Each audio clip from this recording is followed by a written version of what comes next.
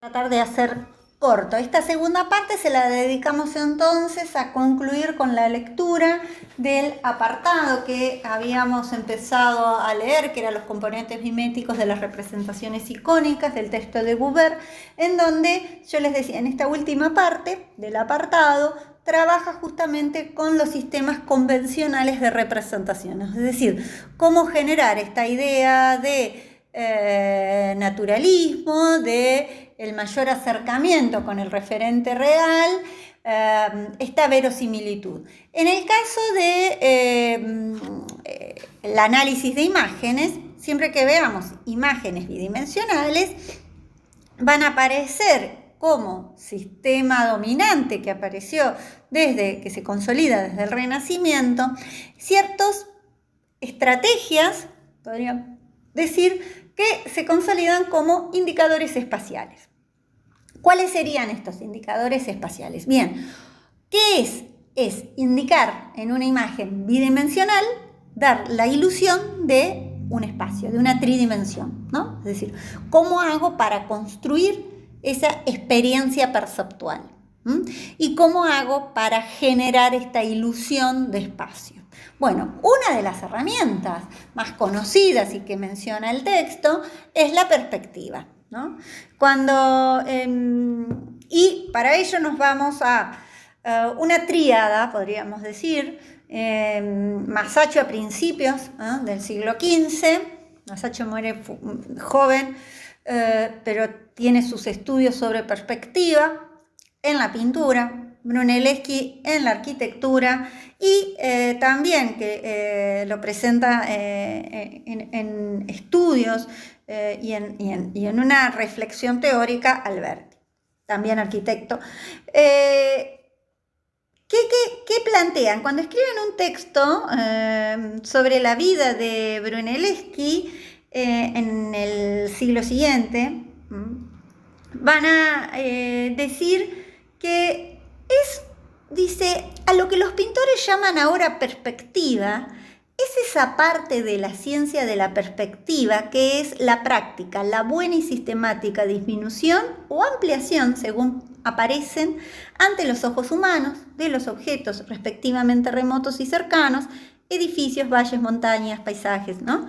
Y de las figuras y cosas en cada punto hasta las medidas en las que parezcan estar desde cierta distancia de acuerdo con su mayor o menor lejanía, ¿no? Es decir, y a partir de esta resolución de la perspectiva, yo acá les traje dos ejemplos. Uno de Uccello, que era un fanático y un interesado en el estudio de la perspectiva, y otra del Perugino. Ambas obras son del siglo XV, son del Renacimiento, pero ¿qué me interesa? En este fragmento del Milagro de la Hostia y en el Perugino, ¿qué tienen en común? Yo les invito a que observen la representación de esta especie de piso, ¿no? Que Alberti va a llamar pavimento, y que funciona casi como un tablero de ajedrez que dibuja el artista, que va disminuyendo regularmente en sus partes más lejanas y va así, en ese tablero, en esa gran malla, en esa gran trama que arma, ubica los objetos que va a representar. Generalmente hay una tendencia a un registro de objetos sólidos y permitía resolver este problema de la representación. Y por el otro lado, otra cosa que uno puede ver en esta obra del Perugino, fíjense cómo es como si ustedes pudieran ver, está el pavimento, el piso, y sobre ello puso los objetos, ¿no?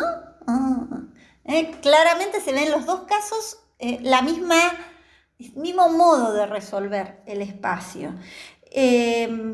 ¿No? Como los gestos también permiten armar la composición. Ese es otro tema. Bien.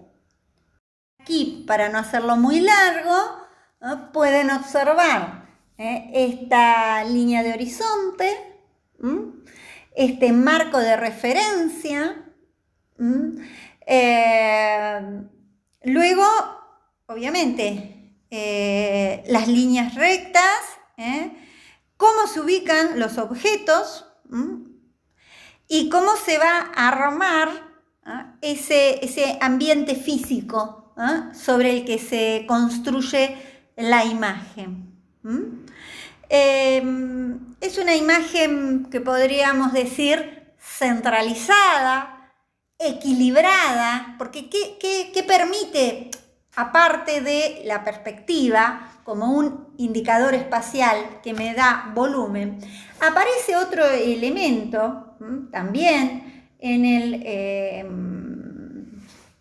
Renacimiento, que lo menciona y sobre que escribe Alberti, que es la composición, ¿no? Que ya la habíamos venido hablando, ¿no? Es decir, cómo se armoniza sistemáticamente todos los elementos del cuadro, ¿no?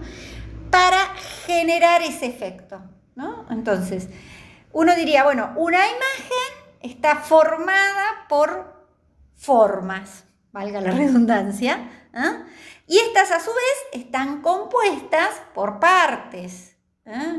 Y entonces, ¿cómo estas formas se organizan, se nuclean y van a armar esta composición?